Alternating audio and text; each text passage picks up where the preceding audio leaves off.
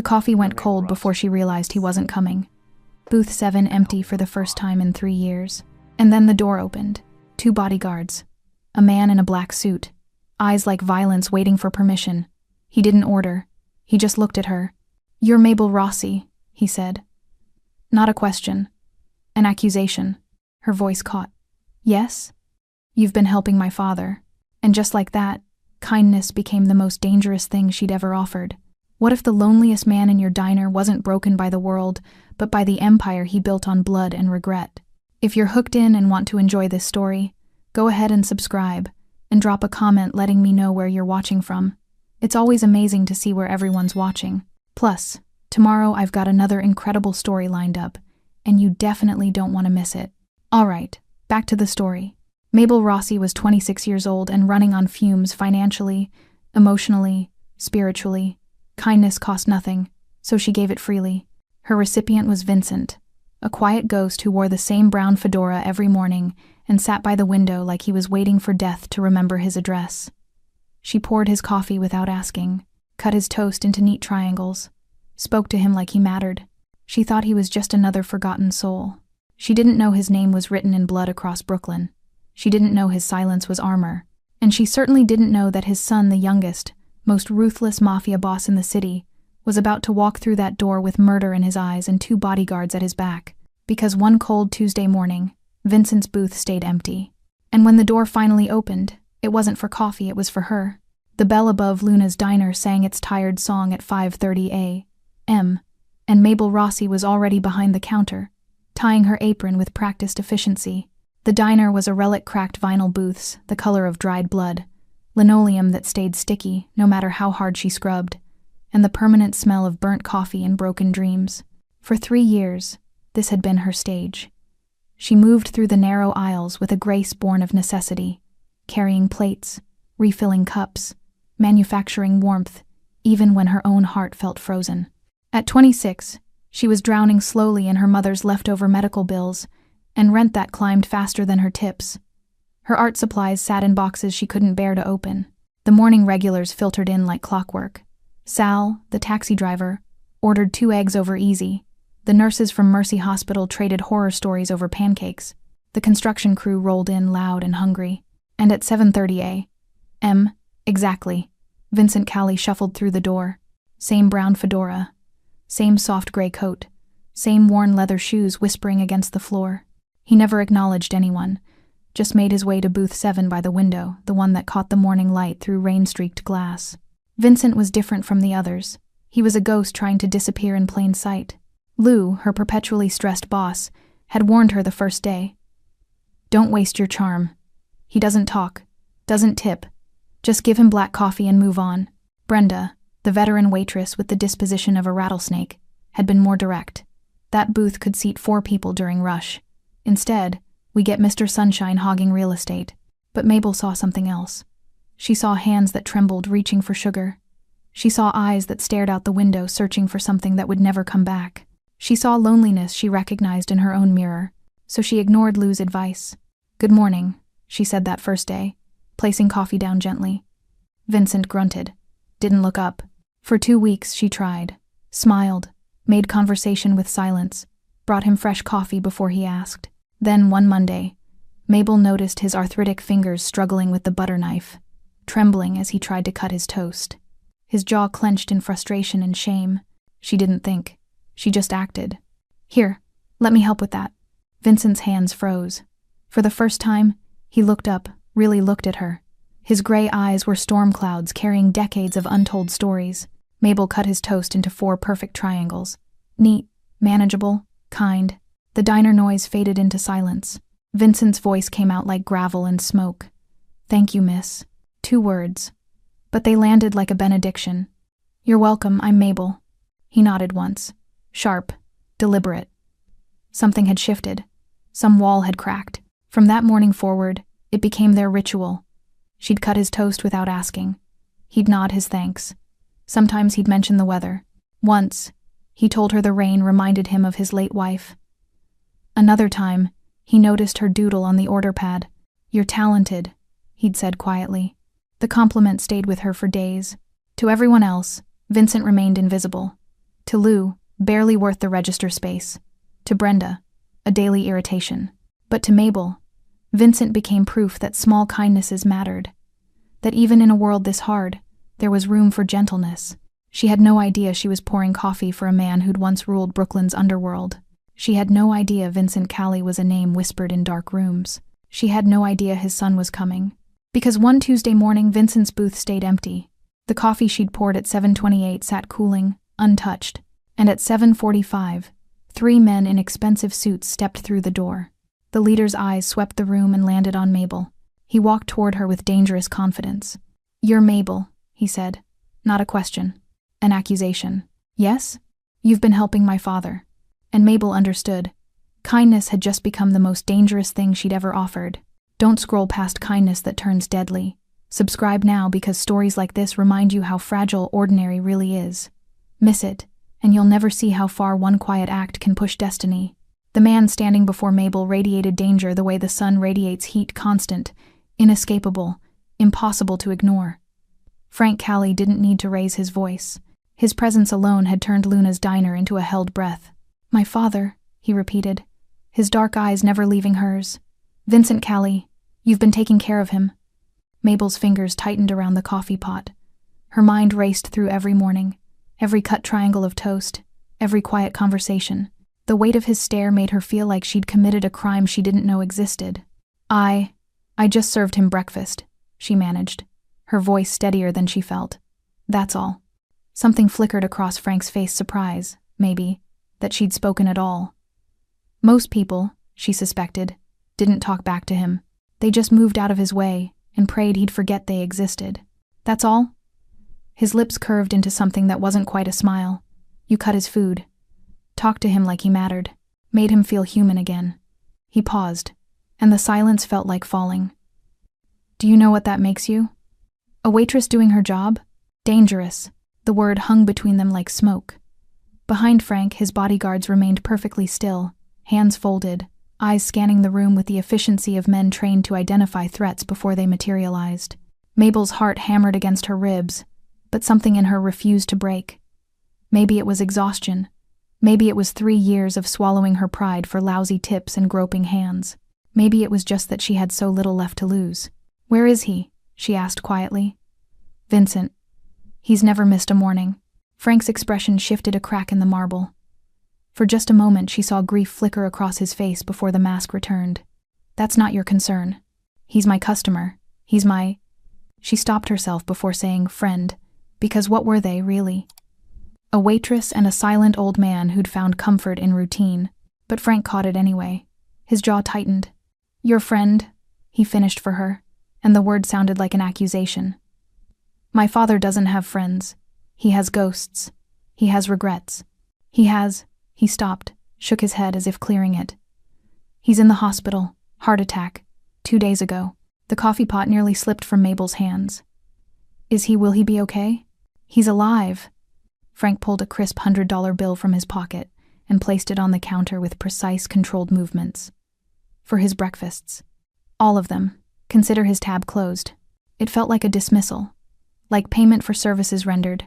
The way you'd settle an account before closing a business relationship forever. "I don't want your money," Mabel heard herself say. Frank's eyes narrowed. "Everyone wants my money.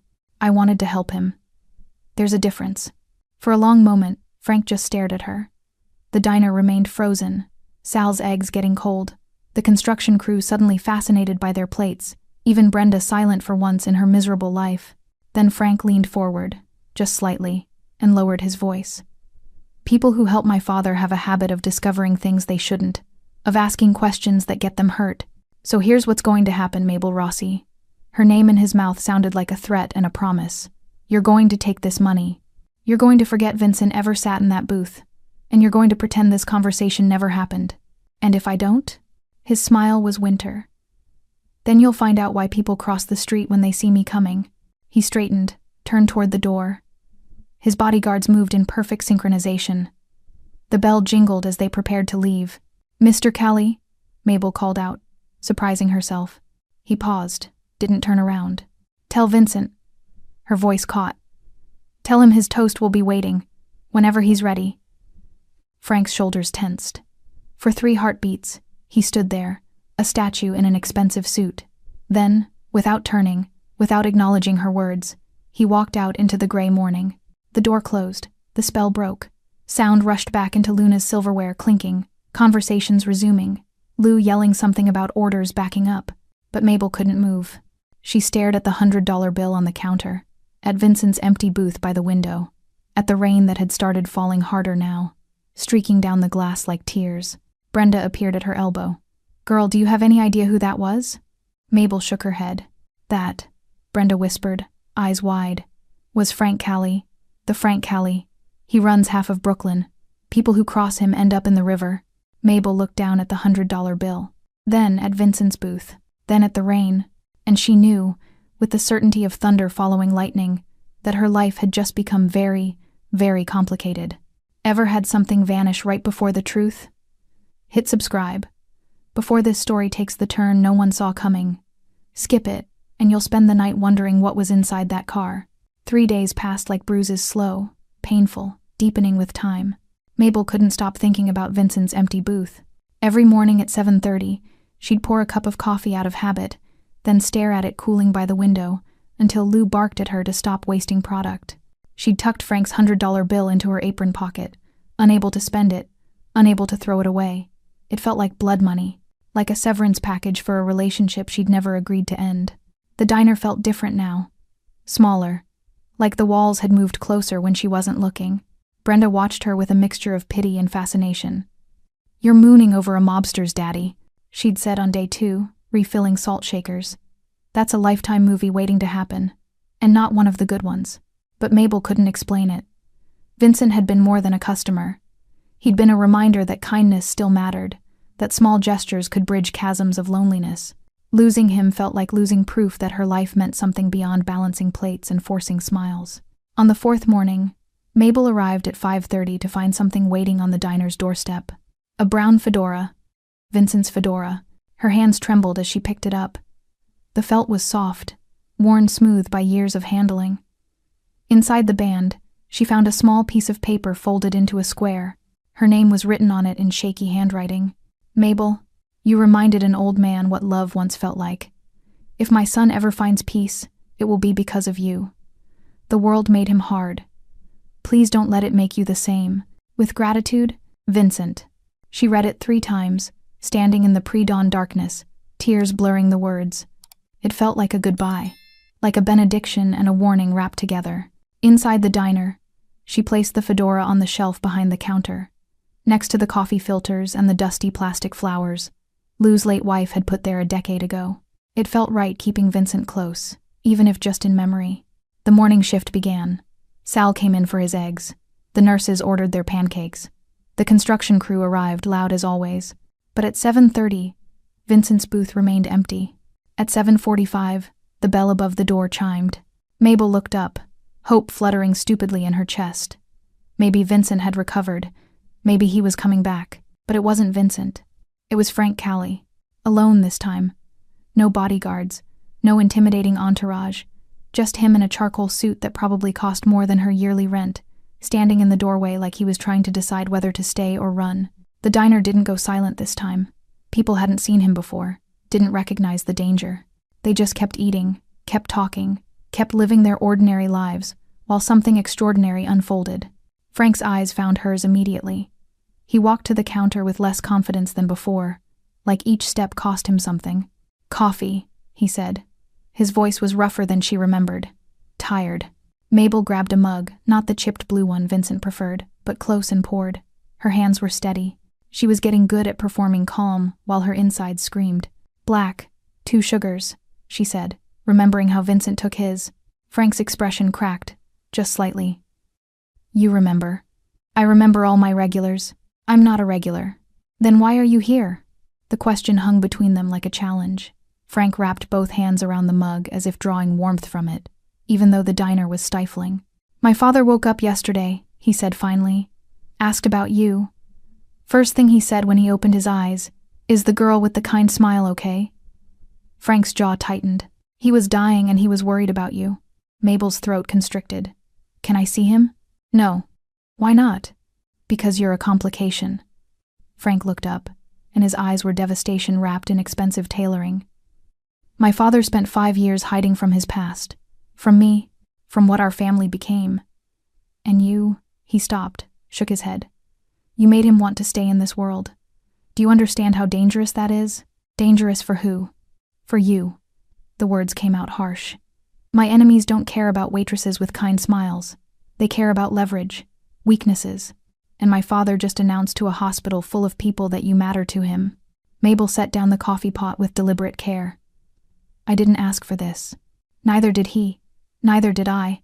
Frank stood abruptly, pulled out his wallet. Stay away from my father. Stay away from me. Forget. Booth 7, Mabel interrupted. Vincent sat in booth 7. And I'm not forgetting him just because you're scared. Frank's eyes went dark. I'm not scared. Then what are you? Smart enough to know that people around my family don't survive kindness. He dropped 2 20s on the counter and walked out. But this time, he left his coffee unfinished. And Mabel knew he'd be back. Frank Kelly returned the next morning, and the morning after that, and the one after that. Each time, he came alone. Each time, he ordered black coffee with 2 sugars. Each time, he sat at the counter instead of Vincent's booth close enough to watch Mabel work, far enough to maintain the illusion of distance. He never stayed long. 20 minutes, maybe 30. He'd drink his coffee in silence, leave exact change, and walk out without a word. But his presence filled the diner like smoke thick, inescapable, changing the air itself. By the 5th morning, Brenda was practically vibrating with curiosity. That's Frank Callie, she hissed, while they prepped for the breakfast rush. Coming here every day like we're Starbucks. Do you know what this means? That he likes our coffee? Mabel kept her voice light, but her hands trembled slightly as she stacked plates. It means he's interested. And when men like Frank Callie get interested in girls like you, Brenda's voice dropped to a theatrical whisper. People end up as headlines. Mabel wanted to argue but couldn't, because Brenda was right about one thing. Frank was interested. Not romantically, at least. She didn't think so. It was something else. Something that felt like he was trying to solve a puzzle, and she was the piece that didn't fit anywhere. On the 6th morning, Frank broke the silence. Why'd you do it? He asked as she refilled his cup. Mabel didn't pretend not to understand. Because he looked lonely. Lots of people look lonely. You don't cut their food. His hands shook. He needed help. And you just helped. Without wanting anything in return. Frank said it like he was describing something impossible. A unicorn. A miracle. That's generally how kindness works. His laugh was bitter. Not in my world. Mabel set down the coffee pot and leaned against the counter, studying him. Up close, the fear people felt made sense. Frank Callie was carved from contradictions, beautiful in a way that felt dangerous, controlled in a way that suggested violence constantly held in check. His suit was impeccable. His hands were scarred. Then maybe, she said quietly, your world is smaller than you think. Something flickered across his face. Anger, maybe. Or recognition. You don't know anything about my world. I know your father tried to leave it. I know he found peace in a diner booth and burnt toast. I know. She stopped herself. What? Frank leaned forward. What do you know? I know you're here every morning drinking coffee you probably don't even like, asking questions you're afraid to hear the answers to. Mabel held his gaze. So why don't you just ask what you really want to know? The diner hummed around them. Sal reading his sports page, the nurses gossiping, the construction crew arguing about last night's game. Normal people living normal lives while Mabel stood across from Brooklyn's most feared crime boss, daring him to be honest. Frank's voice dropped so low she almost didn't hear it. What did he talk about? When you were with him? The question cracked something open in her chest, because that's what this was really about. Not protection, not threats. A son desperate to understand the father who'd abandoned him. He talked about the rain, Mabel said softly. How it reminded him of your mother. How she used to dance in it when you were small. Before, she stopped. Before I ruined everything, Frank finished, his voice hollow. He didn't say that. He said you had her eyes. That when you were 5, you used to collect pennies to buy her flowers from the bodega on the corner. Mabel watched emotions war across Frank's face. He said loving you was the easiest thing he'd ever done, and losing you was the hardest. Frank's jaw clenched. His hands, wrapped around the coffee mug, had gone white at the knuckles. He left me, he said finally. Built an empire with my bare hands, became exactly what he raised me to be, and he just left. Disappeared, like I was nothing. Maybe he left because you became what he was most afraid of. The words hung between them like a detonation. Frank stood abruptly, the stool scraping harsh against linoleum. For a moment, Mabel thought he might explode, violence radiating off him in waves. The entire diner seemed to hold its breath. But he just pulled out his wallet, dropped a 50 on the counter. "Keep the change," he said, voice tight. "And stop trying to save people who don't want to be saved." He turned toward the door. "Frank." He stopped. Didn't turn around. "Your father does want to be saved," Mabel said. "That's why he's asking about me. That's why he left you that letter." "What letter?" "The one he made me promise to give you. When you were ready." Frank finally turned, and his expression was devastation. "I'll never be ready." "Then I guess I'll be waiting." He left without another word. But Mabel saw it, the slight hesitation before he walked out. The crack in his armor growing wider. She'd seen that look before. On Vincent's face, the first time she'd cut his toast. The letter arrived on a Tuesday, delivered by a nurse from Mercy Hospital who looked uncomfortable holding it, like it might explode in her hands. "Mr. Callie asked me to bring this to you," she said, glancing nervously around the diner. "He was very insistent, said it had to be you, specifically." The waitress with the kind smile. Mabel's hands trembled as she took the envelope. It was thin, cream-colored, expensive paper that felt wrong in her calloused fingers. Her name was written across the front in Vincent's shaky handwriting, the same script from the note in his fedora. She waited until her shift ended, until she was alone in her shoebox apartment with its water-stained ceiling and boxes of abandoned art supplies, before she opened it. "Dearest Mabel, I am writing this with hands that barely remember how to hold a pen, so forgive me if my words wander like an old man's mind. You reminded me what love once felt like. Not the violent kind, the kind that builds empires and destroys enemies. The quiet kind, the kind my Maria had. The kind that cuts toast into triangles and asks about dreams, without expecting anything in return. My son doesn't remember that kind of love. He only knows the other, the kind that takes and demands and breaks. I made him that way. I built him from blood and fear, and then I ran from what I'd created. But he wasn't always a monster. Once, he was a boy who collected pennies for his mother, who cried when birds fell from trees, who wanted to be a teacher, of all things. Can you imagine? Frank Callie, teaching children about books and numbers instead of ledgers and bodies. I took that boy and buried him under concrete and rage. When I'm gone, and Mabel, I will be gone soon. Hearts like mine don't get many warnings. Someone needs to help him remember. Not to fix him, not to save him, just to remind him that the boy isn't completely dead. I think you might be the only person brave enough, or foolish enough. I haven't decided which. There's something Frank doesn't know. Something I've hidden for 5 years because knowing would destroy what little humanity he has left. His mother, my Maria, she didn't die in crossfire. She wasn't killed by enemies or caught in violence meant for me. She took her own life. She discovered what Frank had become. The rumors reached her, whispers of brutality, of executions, of a son who'd surpassed his father's cruelty. She confronted him one night, begged him to stop. He told her it was too late, that this was who he was now. 3 days later, I found her in our bedroom, pills, a note that said only, "I cannot watch my son become death itself." I told Frank it was a rival family, gave him a target for his rage, watched him build an empire on that lie because I was too cowardly to tell him the truth that his mother couldn't survive loving what he'd become. He thinks his violence was justice. It was grief eating itself alive. When I'm gone, give him the second letter, the one she wrote, the one I've been too afraid to share. Help him see what love really was. Not possession, not protection, just love. You have that in you, Mabel. I saw it in how you held my coffee cup like it mattered, how you spoke to me like I was human. Maybe you can do the same for my son. With all the gratitude my broken heart can hold. Vincent. Mabel read it 3 times, tears streaming down her face, hands shaking so badly the paper rattled. Inside the envelope was a second, smaller one, sealed, addressed in different handwriting, feminine, elegant, to my beloved Francesco. Maria's letter. The truth Frank had spent 5 years running from. Mabel held it like it was made of glass and dynamite. That night, she couldn't sleep. She kept thinking about Frank's face when he'd asked what Vincent talked about, the hollowness in his eyes, the way he'd said, "I'll never be ready," like he was sentencing himself. At 3 a.m., she stood at her window watching the street below. Rain fell in sheets, turning the Brooklyn night into liquid darkness. A black car sat across the street, engine off, headlights dark, but someone was inside, watching her building, watching her window. Mabel's heart stuttered. She knew, without seeing his face, who it was. Frank Callie, sitting in the rain at 3 a.m, staring at the apartment of a waitress who'd promised to deliver a letter that would break him. She pressed her hand against the cold glass. In the car below, she saw the brief flare of a lighter, the glow of a cigarette, then the engine started.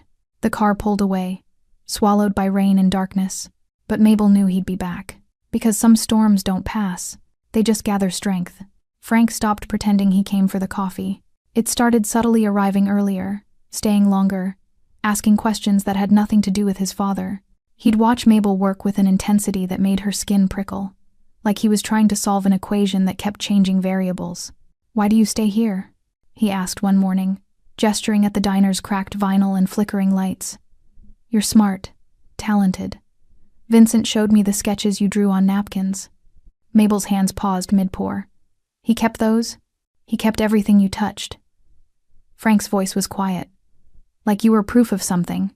"Proof of what?" "That good people still existed." The words landed soft but heavy, like snow that would later become an avalanche. Their conversations became a rhythm. He'd arrive at 7:30 Vincent's time and sit at the counter. She'd pour his coffee. They'd talk in the spaces between orders, building something fragile and unnamed between the breakfast rush and burnt toast. He told her about the boy who'd wanted to teach, about his mother's laugh, about the day everything changed when he'd watched his father nearly beaten to death and decided fear was better than love. She told him about art school, about her mother's slow death, about paintings she couldn't afford to finish, and dreams she'd buried under practicality. "You should paint again," Frank said one morning, his voice carrying an unexpected gentleness. "With what money?" He pulled out his wallet. "Don't," Mabel said sharply. "Don't do that." "Do what?" "Try to fix things with cash. I'm not a problem you can throw money at." Frank's jaw tightened. "Everyone else is. Then maybe that's the problem." The diner had started noticing. Sal watched over his newspaper with knowing eyes. Brenda whispered theories to anyone who'd listen. Even Lou, perpetually oblivious, had commented on their intense little coffee clatches. But it was the customers from Frank's world who worried Mabel most. She'd see them sometimes, men in dark cars parked outside, watching through tinted windows. Once, a man in an expensive suit came in, ordered nothing, and stared at her for 10 minutes before leaving. His eyes had been cold calculation. "They're checking you out," Brenda said nervously. "Frank's people, making sure you're not, I don't know, a cop, a threat. I'm a waitress. You're whatever Frank Callie says you are. And right now, he's saying you matter." The thought terrified and thrilled her in equal measure. One morning, Frank arrived with blood on his knuckles. He tried to hide it, keeping his right hand in his pocket, but Mabel saw the split skin, the bruising already purpling beneath his expensive shirt cuff. "What happened?" She reached for his hand before thinking better of it. Frank pulled away instinctively. "Business." "That's not business. That's violence. In my world, they're the same thing." Mabel grabbed the first aid kit Lou kept behind the counter, mostly for burns and knife cuts. But it would work. "Sit.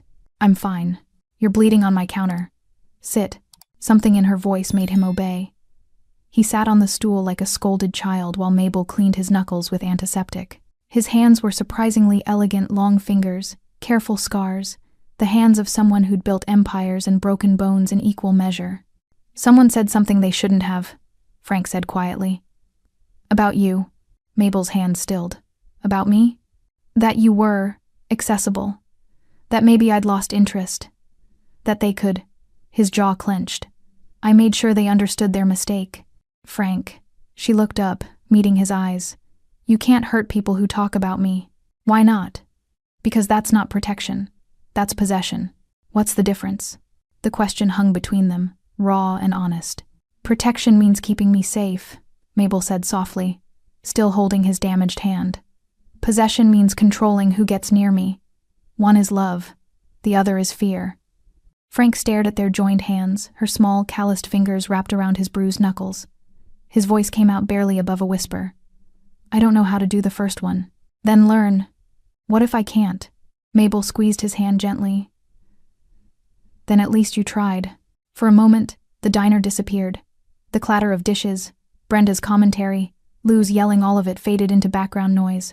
There was only this: a waitress holding the hand of a monster, trying to find the man underneath. Frank lifted his other hand, hesitated, then touched her cheek with his fingertips.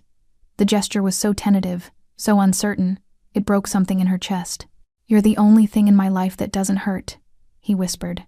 Before Mabel could respond, the diner door opened. A man stepped inside, tall, scarred, radiating menace. "Frank," he said. "We have a problem." Frank's expression shuddered instantly.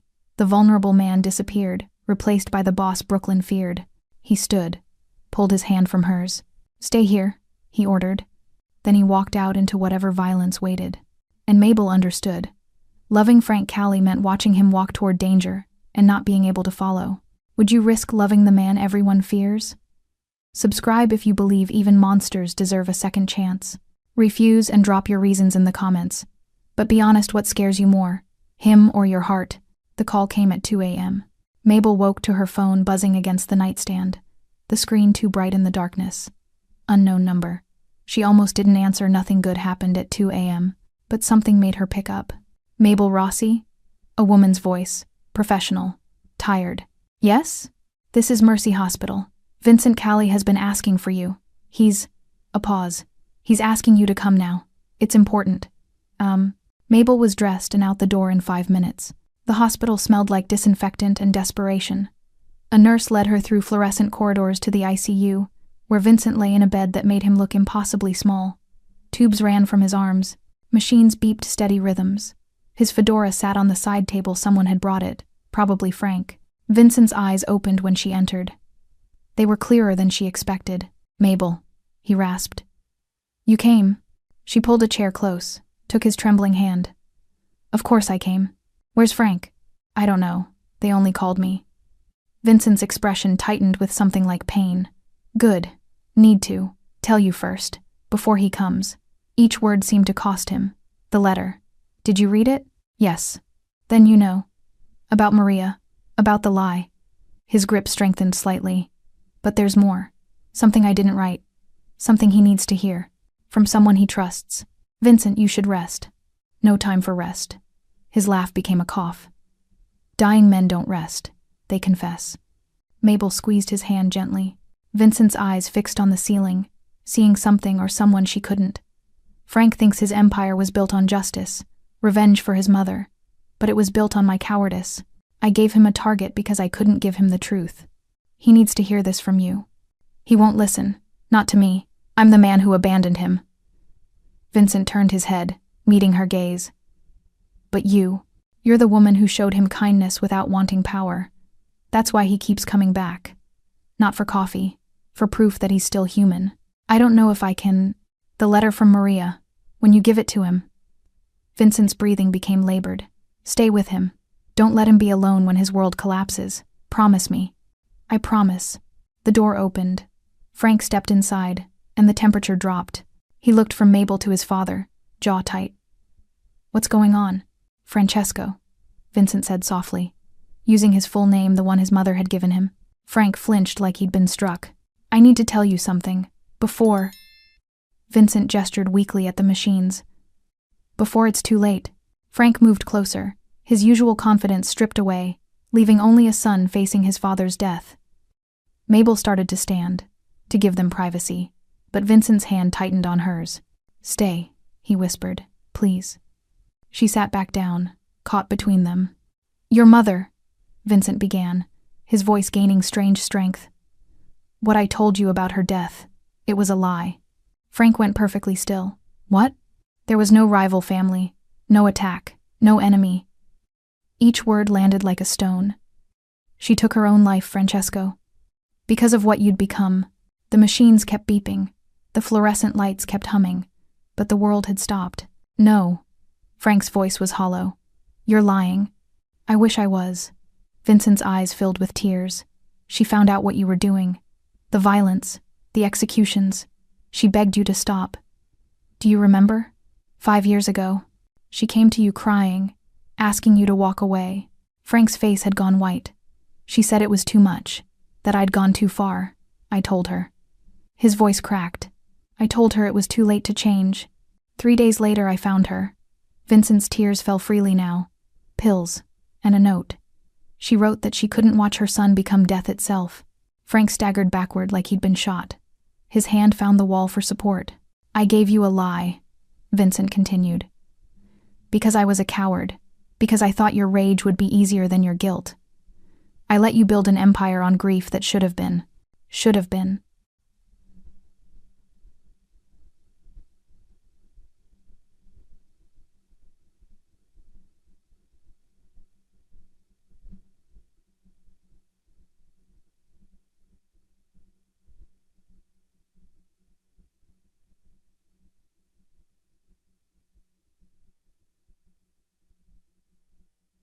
Mabel finished quietly. Vincent nodded.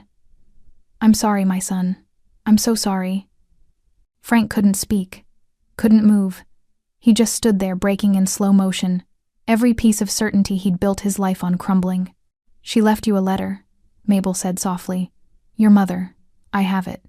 Frank's eyes found hers devastated, lost, searching for something to hold on to. 5 years, he whispered. Everything I did.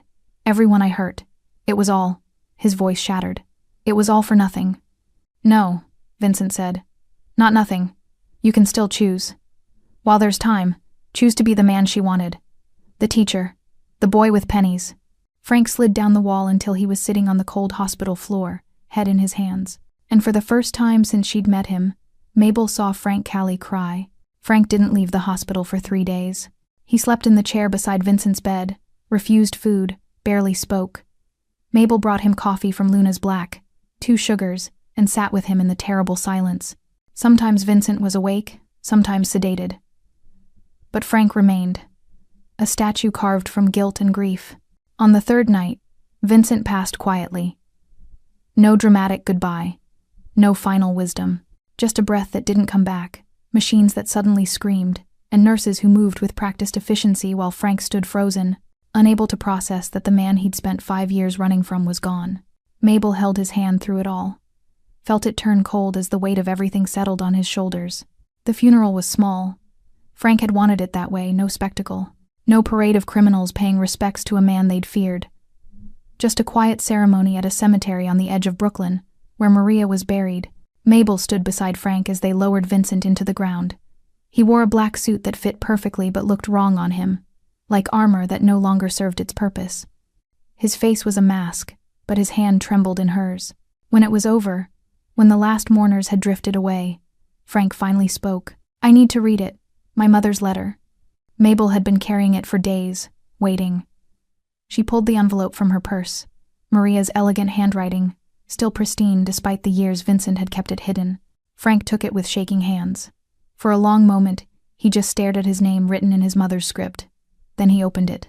Mabel watched emotions cascade across his face as he read shock, pain, understanding, devastation. When he finished, he read it again. Then a 3rd time, as if repetition might change the words. Finally, he handed it to Mabel. Read it, please, out loud. Her voice trembled as she began. My beloved Francesco, if you're reading this, then I am gone, and your father has finally found the courage to give you truth instead of comfort. I want you to know that leaving was not your fault. It was mine. I was too weak to watch you become what this life demanded, too soft to understand that survival sometimes requires hardness. But I also need you to know this. The boy I raised, the one who saved injured birds, who read books until dawn, who wanted to teach children because he believed in their goodness, that boy is not dead. He is buried, yes, hidden under layers of violence and necessity, but not dead. I see him sometimes. In your eyes when you think no one is watching. In the way you still knock on wood for luck. In how you close your eyes when you laugh, just like you did as a child. Your father built you into a weapon. This life sharpened you into something terrible. But Francesco, my sweet boy, you chose to stay sharp. Every day, you make that choice. I cannot watch you choose darkness anymore. It breaks my heart in ways that have no repair. So I am choosing peace, and I am begging you from whatever comes after this to choose light. Not for me, not for your father, for the boy who collected pennies, for the man he could still become. Walk away, my son. Please, walk away before there's nothing left of you to save. With all the love a mother's heart can hold, Maria. Silence filled the cemetery. Even the wind had stopped, as if the world itself was holding its breath. Frank's voice came out broken. She asked me to walk away, and I told her it was too late. He looked at Mabel with eyes that held 5 years of accumulated pain. What if it is? What if I'm too far gone? Vincent didn't think so. Your mother didn't think so. Mabel stepped closer. And I don't think so. You don't know what I've done. The people I've hurt. I know you come to a diner every morning to drink coffee you don't like because it reminds you of your father. I know you ask about my dreams like they matter. I know you're capable of gentleness even when the world tells you it's weakness. She touched his face, felt him lean into her palm like a man starving for tenderness. That's who you are, Frank. Not what you've done, who you are. And who am I? Someone worth saving. He pulled her close then, suddenly, desperately, not with the control he usually maintained, but with the raw need of someone drowning. His arms wrapped around her like she was the only solid thing in a collapsing world. Help me, he whispered into her hair. I don't know how to stop being this. Then let me show you. They stood there among the tombstones as the sun set over Brooklyn, 2 people trying to build something gentle in a world that rewarded violence. But the world wasn't finished with them yet. The black SUV appeared 3 days later. Mabel was closing the diner, locking the front door, when headlights cut through the darkness. Multiple vehicles, men emerging like shadows given form. She recognized one of them, the scarred man who'd interrupted her moment with Frank weeks ago. His name was Sal. Not her regular Sal, the taxi driver, but Salvatore Costa, Frank's former underboss. Mabel Rossi, he said, approaching with predatory calm. We need to talk about Frank. I have nothing to say to you. That's unfortunate, because he's been making decisions that affect our business. Decisions influenced by, he gestured at her, sentiment. I don't know what you're talking about. Don't you? Sal pulled out his phone, showed her a photo Frank at the cemetery, holding her. Another photo them at the diner, her bandaging his hand. He's going soft, talking about walking away, about dismantling operations, about peace. He said the word like it was poison. That's you, your influence. Maybe he's just tired of killing people. Men like Frank don't get tired, they get weak, and weak men get us all killed. Sal stepped closer. So, here's what's going to happen. You're going to disappear. Take money, take a new life, take whatever you want. But you're going to leave Frank to us. No. That wasn't a request. Mabel's heart hammered, but she stood her ground. Then I guess you'll have to make me. Sal smiled cold, calculating. We were hoping you'd say that. The other men moved closer, surrounding her. Mabel's hand found her phone in her pocket, fingers fumbling for Frank's number.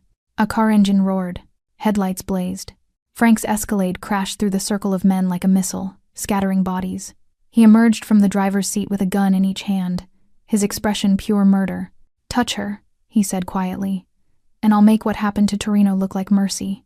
The standoff hung in the air, weapons drawn, loyalties tested, violence balanced on a knife's edge. Sal raised his hand slowly. This is exactly what we're talking about, Frank.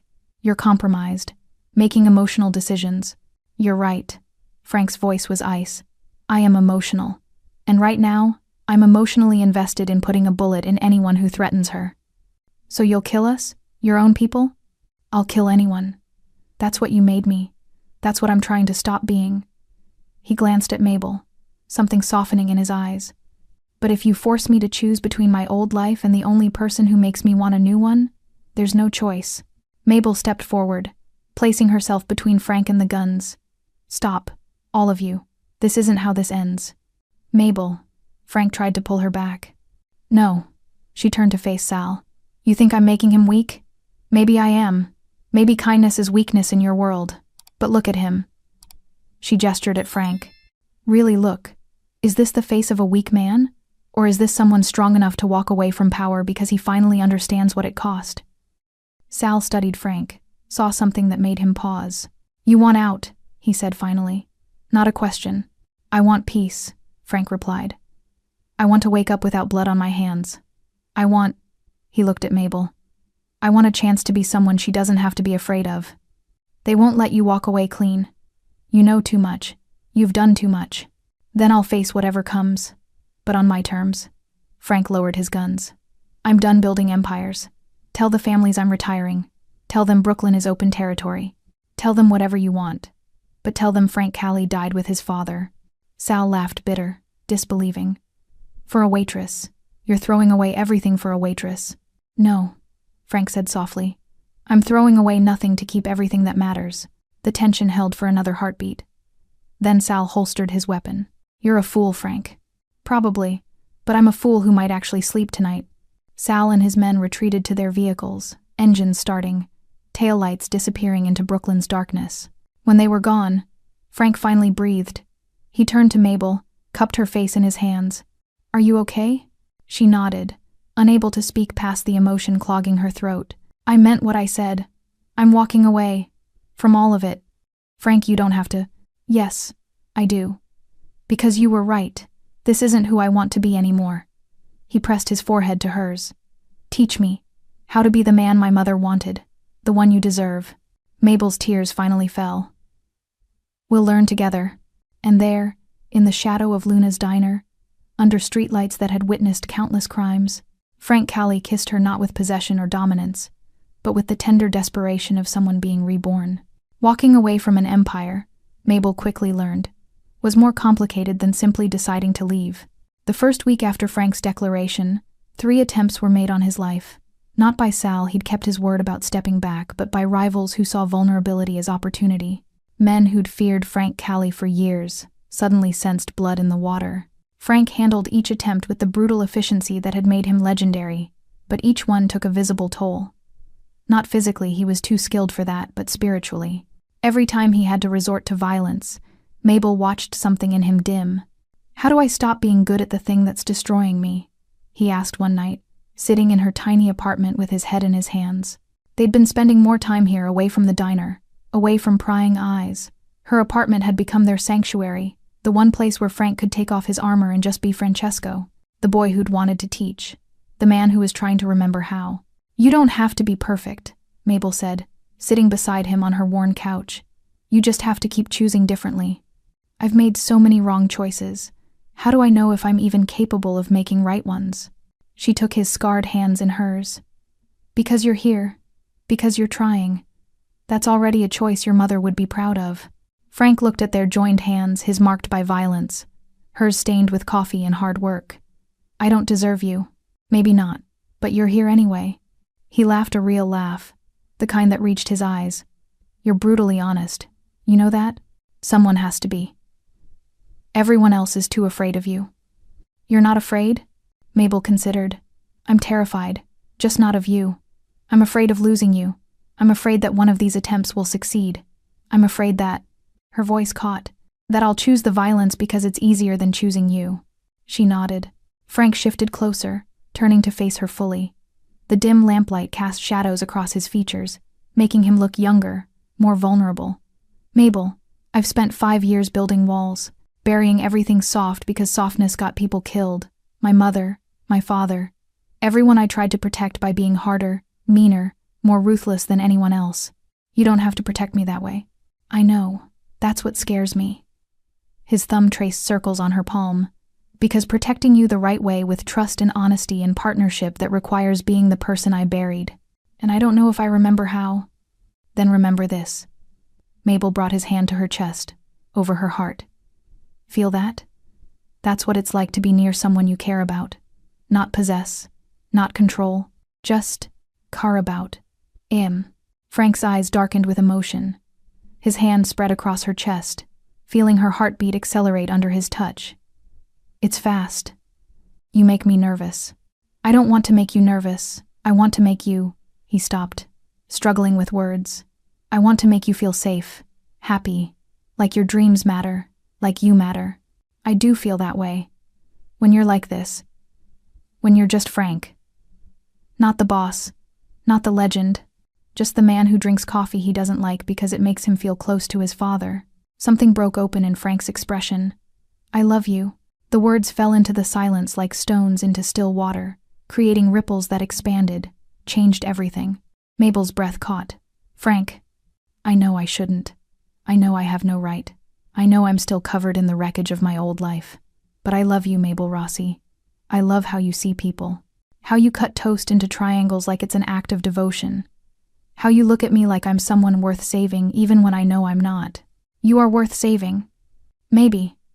But that's not why I love you. I love you because you make me want to be worth it. You make me want to wake up and choose light instead of darkness. You make me believe that maybe the boy who collected pennies isn't completely dead. Tears streamed down Mabel's face. I love you too. God help me. I love you too. Frank cupped her face, his thumbs wiping away tears. Say it again. I love you, Francesco Colli. I love the man you are. The man you were. The man you're trying to become. He kissed her, then soft at first, tentative, like he was afraid she might break. But Mabel pulled him closer, deepening the kiss, pouring 5 years of loneliness and 3 months of growing feelings into it. When they finally broke apart, both breathing hard, Frank rested his forehead against hers. I don't know how to do this, he whispered. The normal relationship thing. The building a life thing. Neither do I. We'll figure it out together. What if I fail? What if I slip back into? Then I'll be there to remind you who you are. And you'll do the same for me when I forget I'm more than just a waitress drowning in debt. Frank smiled, genuine, full, transforming his entire face. You're so much more than that. You're the woman who resurrected a dead man's heart. They spent the rest of the night talking about everything and nothing. Frank told her about the teacher he'd wanted to be, the books he'd loved, the life he'd imagined before violence became his language. Mabel shared her dreams of painting, of galleries, of creating beauty instead of just serving it. As dawn broke over Brooklyn, painting Mabel's apartment in soft gold light, Frank held her close on the couch. I have to tell you something, he said quietly. There's a hearing next week. The DA has been building a case. They want me to testify against the families in exchange for immunity. Mabel's stomach dropped. That's dangerous. It's necessary. If I'm really walking away, I need to burn the bridges so thoroughly there's no path back. He tightened his arms around her. But it means going into witness protection for a while. Maybe months. Maybe longer. We'll be separated.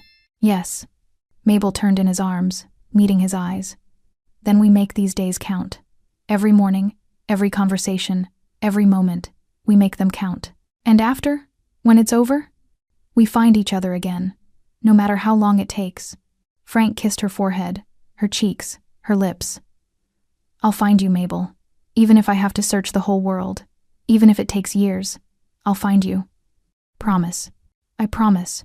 They sealed it with a kiss as the sun rose, two people who'd found love in the least likely place, holding on to each other as the world they knew prepared to burn down around them. Because loving Frank Colli meant accepting that nothing would be easy. But as Mabel discovered that morning, wrapped in his arms while Brooklyn woke outside her window, some things worth having were worth fighting for, even if the fight never truly ended. Don't let their story end in silence. Subscribe now because not every sinner gets a chance to love clean. If you'd still walk away, tell us in the comments why some hearts don't deserve saving. 6 months later, Mabel stood outside Luna's diner with a paintbrush in her hand and tears in her eyes. The renovation had taken 3 months. Lou had finally sold her the place too old, too tired to keep fighting the inevitable decline. With the money Vincent had left her in his will, a surprise that still made her cry, she'd transformed the fading relic into something new. The sign above the door no longer read, Luna's. It read Vincent's place. The interior glowed with warm light. She'd kept the original booths but reupholstered them in deep burgundy. The sticky linoleum was gone, replaced with warm hardwood. The walls, once dingy and gray, now displayed local art, including several of her own paintings, finally finished after years of gathering dust. But booth 7 remained exactly as it was, Vincent's booth, with a small brass plaque that read, Reserved for those who need kindness. The diner had reopened 2 weeks ago to surprising success. Word had spread about the waitress who'd loved a mobster's father and transformed a dying diner into something hopeful. People came for the story, but they stayed for the food and the warmth Mabel had always offered. Brenda still worked there, softer now, telling stories about the old days to anyone who'd listen. Sal, the taxi driver, still ordered 2 eggs over easy. The nurses still traded gossip over pancakes. But every morning at 7:30, Mabel still poured 2 cups of coffee. One for herself, one for the empty seat at the counter, just in case. Frank had entered witness protection the week after their confession. She'd watched him walk away into federal custody, watched him disappear into a system designed to erase people. No contact, no updates, no guarantee he'd ever come back. The DA had been thrilled. Frank's testimony had dismantled 3 major crime families. Brooklyn's underworld had fractured, scattered, rebuilt itself into something smaller and less organized. And Frank Callie had vanished like he'd never existed. Mabel touched the locket around her neck, a gift from him before he left, containing a photo of Vincent and Maria, young and in love. On the back, he'd engraved, "For the boy with pennies, for the teacher he'll become." She'd learned to live with absence, to find joy in the diner, in her art, in the community she'd built. She'd learned that love didn't always look like Hollywood endings. Sometimes it looked like holding space for someone, even when they couldn't be there. The bell above the door chimed. Mabel turned, expecting the morning rush, and froze. A man stood in the doorway, plain gray jacket, jeans, no expensive suit, no bodyguards, hair slightly longer, touched with more silver, glasses wire-rimmed, professorial. But those eyes. She'd know those eyes anywhere. "Frank?" Her voice came out as a whisper. He smiled, nervous, hopeful, completely different from the dangerous man who'd first walked through that door. "Actually, it's Francesco now. I'm going back to my mother's name. Francesco Costa." Mabel's hands trembled. "You're really here. I'm really here." He stepped inside, looking around at the transformed space. "You did this? It's beautiful. Vincent left me money. I couldn't just. I had to make something good from it." Francesco's eyes landed on booth 7, on the brass plaque. His face crumpled briefly before he composed himself. He'd love this. "There's coffee." Mabel gestured to the counter, muscle memory taking over. "If you want some. Is there room for one more cup?" The words hung between them, an echo of her outline, of the ending she'd imagined but never believed would come true. "Only if you pour the second round," she managed, tears streaming freely now. Francesco crossed the diner in 3 steps and pulled her into his arms.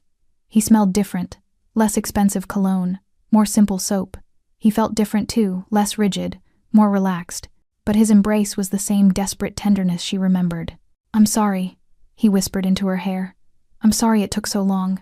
The trial ran over, and then protective custody, and then, you're here now. That's what matters." He pulled back just enough to see her face, his hands framing her cheeks. "I have so much to tell you. They set me up with a new identity. I'm teaching now. High school. English literature. Can you believe it? Me, teaching teenagers about Shakespeare." Mabel laughed through her tears. "Your mother would be so proud. I think about her every day. And my father. And you." He kissed her forehead. "Especially you. Every morning I'd wake up and think about you pouring coffee in this diner, and it kept me going. I poured you coffee anyway. Every morning at 7:30, just in case."